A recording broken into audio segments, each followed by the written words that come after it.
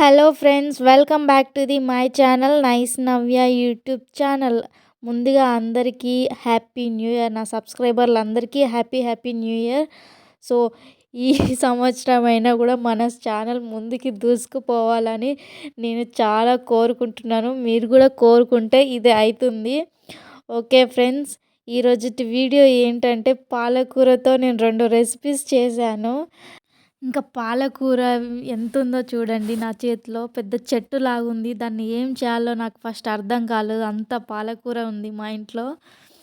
ఇంకా అవి 2 పట్టుకొని నేను ఫుల్ రీల్స్ చేసిన. కానీ ఒక్కటి కూడా సరిగా రాలే. నా దరిద్రం అట్లుంటదనమాట.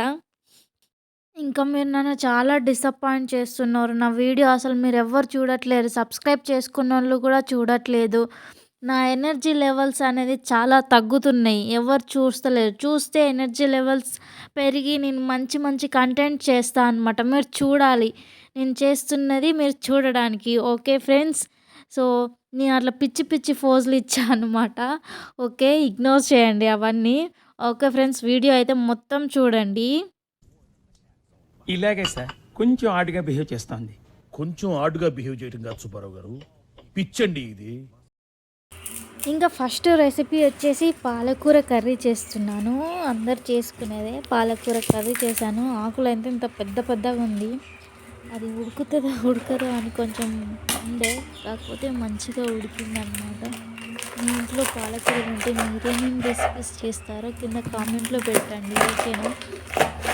పాలకూరతో ఏమేమి రెసిపీస్ చేయొచ్చో కూడా నాకు కింద కామెంట్లలో సజెషన్స్ ఇవ్వండి. ఓకేనా?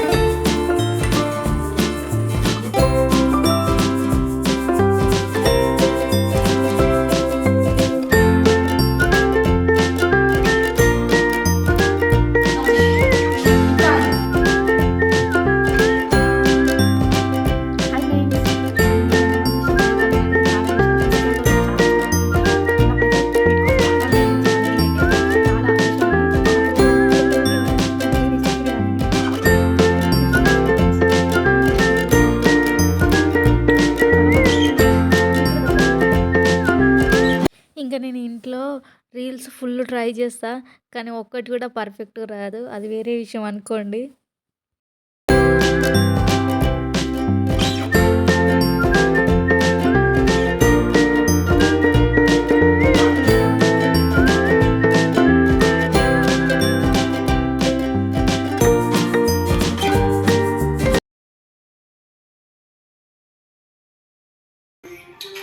వచ్చిందా?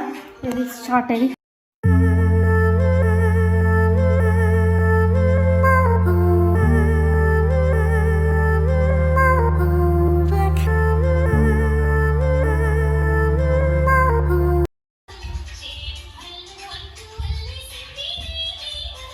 ఇంకొక రెసిపీ వచ్చేసి పెసరట్టు.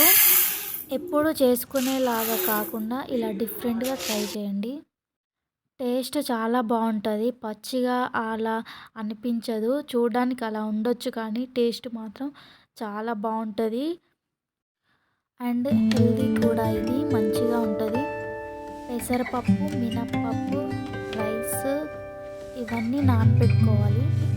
మార్నింగ్ ఇవన్నీ మిక్సీ పట్టేటప్పుడు దాంట్లో పచ్చిమిర్చి ఇంకా పాలకూర ఆకులు వేసి మంచిగా గ్రైండ్ చేసుకోవాలి. ఆ తర్వాత సాల్ట్ వేసి పెసరట్టు వేసుకుంటే చాలా బాగుంటుంది.